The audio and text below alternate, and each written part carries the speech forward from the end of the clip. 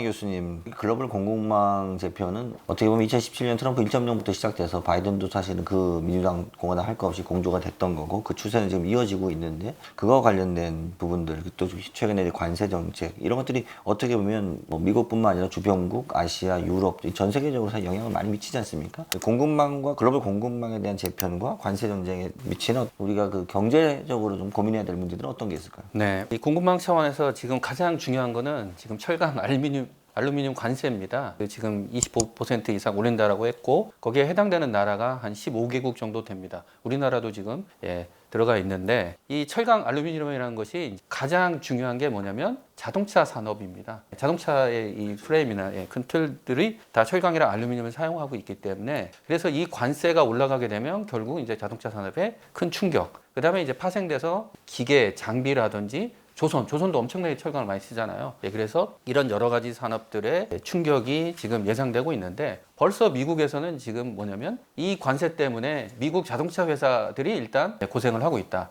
그래서 그 엊그제 이제 월스트리트저널에 그 미국에서 가장 많이 팔리는 게 이제 포드 F 시리즈 픽업 트럭이 있습니다. 그래서 미국의 이 철강 관세가 가장 먼저 피해를 미친 게 미국 회사다. 해외에 있는 기업이 아니라 미국 기업이 먼저 충격을 보고 있다. 뭐 이렇게 얘기할 정도로 지금 심각해진 상태고 그래서 이제 미국 전체적으로 보면은 주가가 많이 빠지지 않았습니까? 그래서 트럼프 대통령이 취임했을 때보다 지금 뭐 다우존스도 그렇고 나스닥도 그렇고 S&P 500도 그렇고 이 3대 지수가 모두 다 취임식보다 더 낮아지는 이러한 추세가 장기적으로 지속되면 아마 트럼프 대통령도 관세 전쟁을 계속하기가 어려울 것 같고요. 그다음에 이제 두 번째로 우리가 주목해야 봐야 되는 거는 반도체 산업입니다. 트럼프 대통령이 선거 유세 때부터 계속 공격을 한 나라가 대만입니다. 대만이 미국의 반도체 산업을 뺏어갔다. 사실 그건 아닌데 사실은 이제 미국 반도체 기업들은 이 패밀리스 해가지고 설계에 집중을 하고 그 다음에 이제 이 제작은 대만과 한국으로 분산시켰습니다. 근데 이제 반도체 산업을 연구해 보신 분들은 쉽게 알 수 있지만 반도체 하나 만들면 수익의 절반 이상이 설계에서 나옵니다. 그래서 미국 회사들은 설계에 집중해서 더 많은 수익을 얻을 수 있었는데 트럼프 대통령 계속 지금 대만이 뺏어갔다. 최근에는 이제 한국도 좀 뺏어갔다. 그래서 대만과 한국에 있는 반도체 기업들이 다시 미국으로 돌아오게 만들겠다. 그러니까 이제 바이든 행정부 때는 프렌쇼링 해외 기업들에게 이제 인센티브, 보조금을 주면서 이제 미국의 투자를 유도를 하려고 했는데 트럼프 대통령은 바이든 행정부에서 약속한 보조금 안 주겠다. 난 못 줘. 지금 아마 4월 초에 이런 발표가 나오지 않을까 이렇게 예상을 하고 있는데 거기에다가 지금 뭐냐면 야, 너희가 직접 들어와서 반도체를 생산해. 그래서 이제 TSMC가 굉장히 큰 지금 투자안을 발표를 했죠. 근데 거기다가 이제 더 중요한 게 뭐냐면 이 삼성한테도 지금 압박이 들어오고 있다라는 것입니다. 근데 더 큰 문제는 뭐냐면 인텔이 지금 망하기 직전인데 그럼 인텔을 인수해. 그래서 만약 인텔을 인수하게 되면은 사실은 이 엄청나게 더 많은 부담까지 떠나야 되거든요. 인텔의 장비는 노후화되고 지금 적자가 누적이 됐고 이런 상황에서 그걸 인수하는 기업들은 아마 큰 충격에 시달려서 우리가 이제 흔히 할 때 승자의 저주라는 표현을 많이 쓰는데 그런 일들이 벌어질 수도 있다. 그래서 지금 대만에서는 지금 이거 트럼프 대통령이 대만을 지켜주는데 큰 기여를 할 것이다라고 기대를 했는데 오히려 대만이 지금 생각했을 때는 호국신산 뭐 이렇게 표현을 하고 있습니다. 나라를 지켜주는 산업이다라고 하는 반도체 산업을 미국으로 뺏어가려고 한다. 그래서 이제 TSMC의 이름을 바꿔야 된다. TSMC의 T가 타이완이잖아요. 근데 그걸 아메리카로 바꿔야 된다. 그래서 TSMC가 아니라 ASMC로 이름을 바뀔 수도 있다. 이런 걱정까지 나오고 있습니다. 뭐 이런 부분들이 아까도 뭐 더 이상 우리가 알던 미국이 아니다, 예측 불가능한 미국이다라고 생각을 하는데 저는 이 안에도 사실 어떻게 보면 약간의 룰이 있다라는 걸 제가 그냥 하면서 느꼈는데 미국의 영토 전쟁 혹은 영토 확보 이런 스타디하고 찾아보면 미국이 한 3가지 방법으로 영토를 확장했던 것 같아요. 지금 보면 돈 주고 산 거예요. 돈 주고 산 거. 뭐 우리가 루이지애나라든가 알래스카 이런 거 돈 주고 사왔고 이번에도 보면 그린란드 돈 주고 사겠다 뭐 이런 거 하지 않습니까?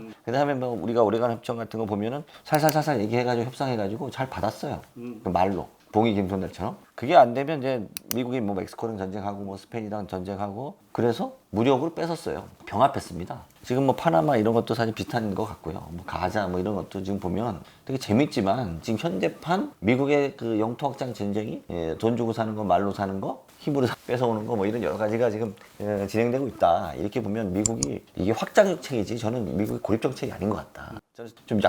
저는 뭐 정치학도 아니고 근데 저는 그렇게 좀 생각을 하고 이게 어떻게 보면 트럼프 대통령이 그리는 그림이라기보다는 미국이 희망하는 다시 그 중국의 어떤 굴기를 좀 누르고 미국 중심으로 가기 위해서는 더 판을 좀 더 크게 흔들어야 되겠다. 이게 사실 정복자들이나 그 힘이 강한 지도자들이 쓰는 방법이 주변 세력들을 분열시키고 그리고 나서 힘이 약해지면 하나하나 정복하는 디바이디드 앤 컨커 스트래지 이거인데 이게 뭐 예전에 뭐 목택동도 썼던 방법이고 뭐 나폴레옹도 썼던 방법이고 심지어 뭐 우리 삼국지 뭐 다 나오지 않습니까? 그래서 저는 뭐 교수님께 이런 질문 좀 드리고 싶습니다. 트럼프 시대 대외 정책 이게 향후 국제 질서에 어떤 유산을 남길 것 같으십니까? 아까 제가 말씀드렸던 대로 이제 단순히 미중 전략 경쟁에서 이제 제조 분야나 핵심 기술 분야에서 이기겠다. 뭐 이러면 이제 우리가 고립주의로 간다. 이렇게 말씀드릴 수 있는데 정말 말씀하신 대로 이 국제 체제 판을 아예 자체를 흔들어서 이제 기존의 질서와 뭐 룰, 그다음에 자유주의자들이 그렇게 추구했던 어떤 미국 중심의 어떤 문명의 어떤 세계적 전파 뭐 이런 것들이 지금 다 무너지고 있기 때문에 그렇다면 이제 그것은 아까 말씀하신 대로 그게 고립주의로서 이제 설명할 수는 없고 오히려 판을 흔들어서 이제 미국의 힘을 팽창시키겠다. 그리고 최대한 발휘하겠다. 뭐 이런 형식으로 나오고 있어서 그거는 정말 저희 같이 이제 그 한국은 통상국가이자 이제 그 규칙 기반의 어떤 시장 질서로 먹고 사는 국가잖아요. 근데 우리 인류의 꿈이라는 게 사실 그 옛날 중국 시대를 보면 종법 질서, 주나라에 그 다음에 춘추 전국 시대의 어떤 법가 사상 이런 것이 어떤 형태로든 간에 미래 예측 가능성을 놓고 그 다음에 국내를 안정시켜서 그것이 훨씬 더 인류에게도 국민에게 자신의 백성들한테도 좋고 국가의 국력에도 좋고 그런 이제 사고였잖아요. 그게 이제 미국 자유주의자들의 사고까지 오면 국제 질서도 그렇게 할 수 있지 않을까? 그래서 좀 더 규칙 기반의 질서, 그 다음 미래 예측 가능한 그런 세계. 그게 이제 우리 인류에게도 좋고 그것이 우리 인류 문명의 어떤 진화다. 그렇게 이 얘기를 했는데 그걸로 통째로 깨버리는 거죠. 그런데 우리는 이미 경험을 해봤잖아요. 19세기 상황 속에서 그 어떤 무질서와 혼돈이 이제 그리고 강대국 국제정치가 판을 칠 때 결국은 세계 제1차 대전, 2차 대전으로 귀결된 거 아니겠어요? 그래서 다시는 이런 일 이제 없어야겠다. 그래서 유엔 질서를 만들고 규칙에 입각한, 규범에 입각한 그 질서를 만드는 것이 인류가 더 나은 미래가 아닐까라고 했는데 미국이 이제 그걸 운용하는 데 실패한 거죠. 그러면서 점차 유엔에서도 주도권을 뺏기고 이제 국내의 어떤 제조 역량도 사실은 급속도로 약화되고 미국 국민들의 자체의 어떤 제가 문명 수준 혹은 어떤 그 이상에 대한 어떤 기대 이것이 다 허물어져가는 그런 상황을 맞이해서 그렇다면 우리가 현재 가지고 있는 것은 결국은 군사적 힘과 그 다음에 여전히 가지고 있는 아직 25%의 GDP 이것도 저는 좀 과장됐다고 봅니다. 왜 그러냐면 미국은 서비스업이 그 주거든요. 그 서비스업의 가치로서 이 세계 25%를 이제 계산하는 것은 제가 보기엔 시대에 걸맞지 않는 계산 방법이라고 생각해요. 어찌됐든 그렇지만 그걸 가지고 있는 걸 가지고 미국이 이제 판을 바꾸겠다라고 다 뒤집으니까 한국과 같은 나라는 큰일 난 거죠. 그래서 지금 우리가 야 이제 어떻게 살아야지? 라고 지금 근본적으로 고민을 해야 되는데 우리는 스스로 자강의 어떤 사고와 그리고 스스로의 어떤 살아갈 방법을 고민한 적이 별로 없었던 것 같아요. 최근 들어서 우리의 역사를 보면 그러니까 이제 더더욱 큰일 난 거죠. 아직도 그러니까 미국이 원하는 대로 다 주자. 그리고 질서 있는 퇴각인데 질서 있는 퇴각이 됩니까 이게? 네. 그래서 상당히 어려운 상황입니다. 네. 제가 세 분께 마지막으로 이제 그 공통 질문 비슷하게 드리겠습니다. 저는 이제 트럼프 2.0 시대가 주는 가장 큰 시사점은 전 세계인들에게 먹고 사는 문제보다 죽고 사는 문제가 훨씬 더 중요하다. 그래서 먹사니즘이 아닌 죽사니즘에 대한 인식을 줬다. 특히 남녀노소 할 거 없이 글로벌 이 질서, 힘의 원리, 힘의 논리 이게 내가 사는 인생, 삶에 되게 중요하네. 이렇게 해서 사실은 우리나라도 마찬가지지만 전 세계 많은 사람들이 이런 국제질서나 힘의 논리에 대한 관심을 갖지 않았어요. 그리고 그런 것들이 사실 뉴스의 탑픽에 오지 않았습니다. 근데 지금은 뭐 방위비 증액도 마찬가지지만 뭐 관세도 결국 먹고 사는 문제와 직결되지만 이게 관세가 경제 문제가 아니라 사실은 정치, 외교, 안보, 국방과 연결돼서 지금 통합적으로 움직여서 국제정치학 공부하시거나 연구하신 분들이 이제는 세계에서 사실 세계의 힘의 질서, 가버넌스에 대한 부분들 때문에 앞으로 주가가 많이 올라갈 것 같습니다. 우리 세 분께서 대한민국은 지금 리더십이 조금 흔들려 있는 상태인데 이러한 전체적인 총국적인 상황 하에서 우리 대한민국의 외교가 지향해야 되는 바, 혹은 또 오랜 기간 동안 이제 국제정치 외교안보 관련한 또 현업에 계셨으니까 좀 국민들에게 지원하고 싶은 내용들, 뭐 이런 것들, 혹은 언론에 말씀드리고 싶은 내용들, 그런 것들을 좀 한 말씀씩 짧게 마무리 발언을 해주시면 좋을 것 같습니다.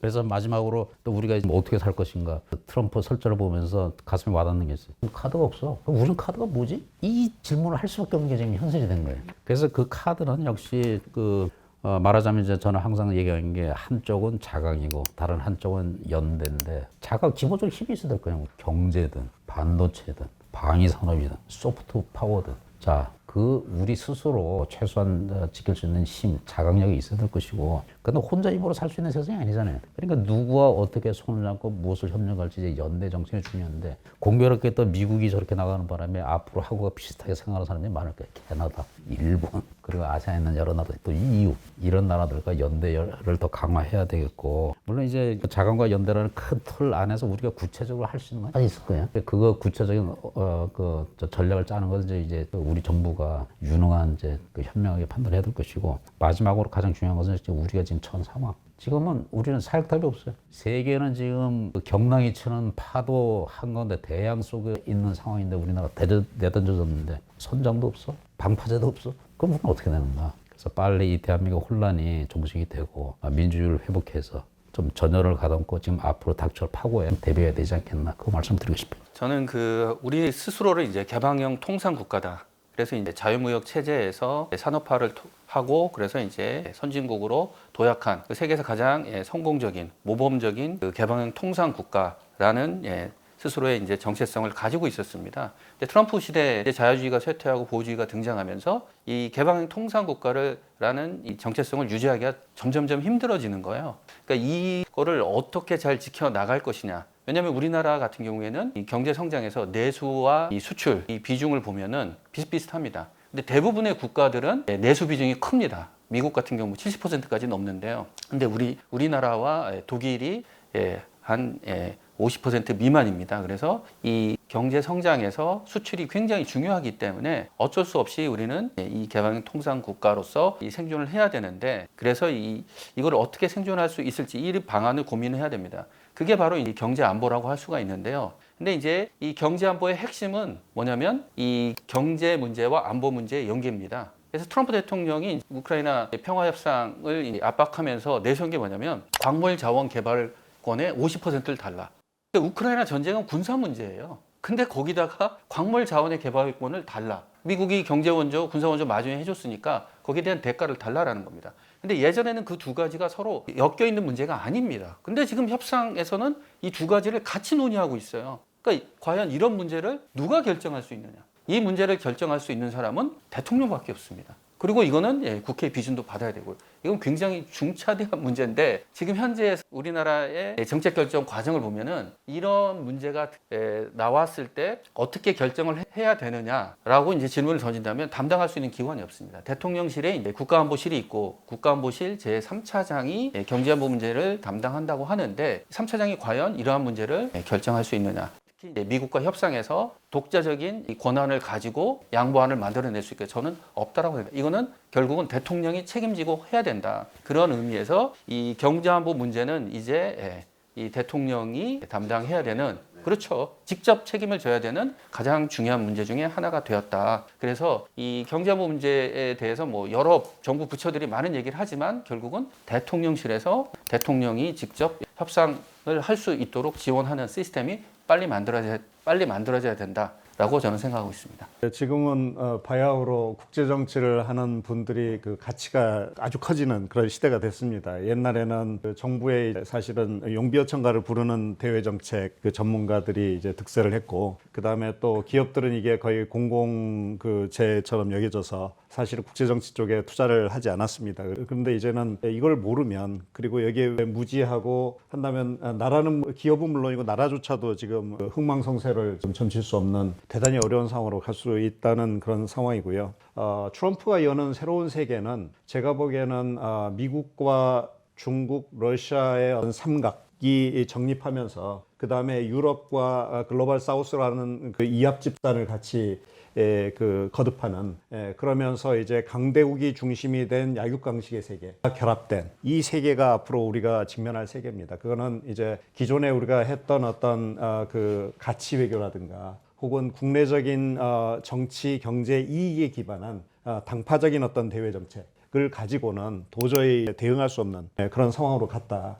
그렇기 때문에 이제 우리가 할 수 있는 가장 중요한 일은 이 당파성을 넘어서 국익 차원에서 우리의 그 길을 스스로 개척해 나가야 되는데, 그거는 가장 핵심적인 건 우리 이상현 소장님께서 말씀하신 것처럼 제가 내내 누누이 강조해 왔던 것처럼 자강에 기반한 사고와 그리고 그에 기반한 전략을 바탕으로 해서 어떻게 동맹과 국제연대를 결합하는가, 그 좌표를 찍는가, 이거에 대한 고민을 해야 되고요. 두 번째로는 우리가 그동안 지나치게 당파적인 어떤 그런 그 외교 정책을 수행하면서 너무 이 국제 정책 이 자체의 생태계 자체가 거의 파괴됐습니다. 대한민국이 스스로 사고하고 스스로 대응할 수 있는 능력을 거의 상실한 것이 아닌가. 우리 이 지식 세계 전문가의 세계조차도 그걸 다시 빠르게 복원해야 됩니다. 그리고 국민들의 지지를 획득할 수 있어야 됩니다. 이게 민주화 투쟁 때 왜 민주화가 중요했냐면 그것이 생존을 위한 투쟁이었기 때문에 그렇습니다. 이게 민주화가 되지 않으면 국민들의 전체 역량들을 동원할 수가 없잖아요.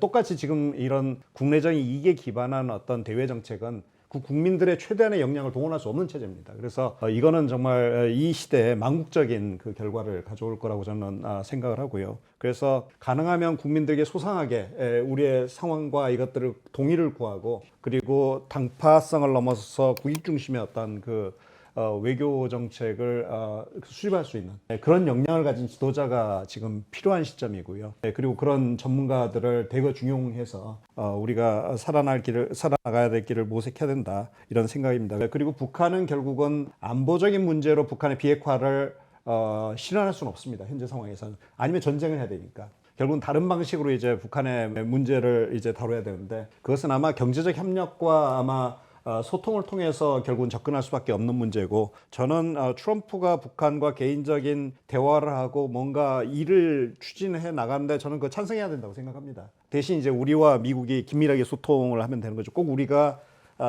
거기에 개입하는 것 혹은 참여하는 것을 전제 조건으로 할 필요는 없다는 생각이고요. 그리고 북한을 세계화시켜야 됩니다. 세계로 나오게 하고 세계 그 시장 경제와 규칙 기반의 어떤 세계 질서 속에서 북한이 자신을 정립할 수 있도록 도와주는 것이, 그리고 그 가운데 한국이 그 과정을 도와주고 한국이 북한에 대한 영향력을 더 강화시켜 나가고 같이 서로의 이해관계를 서로 증진시켜 나가는 그런 새로운 발상이 이제는 필요한 것이 아닌가, 그런 생각이 듭니다. 이것은 물론 저 한 개인의 어떤 생각 가지고는 해결할 수 있는 문제는 아니고요. 이 문제를 위한 이제 논의를 활성화시켜야겠죠. 그리고 새로운 지도부가 열린 마음으로, 그 다음에 사실 민주당이나 그 국민의힘이나 다 같이 기존의 어떤 그 지지 기반들을 가지고 거기에 입각한 대외 정책을 하지 않았습니까?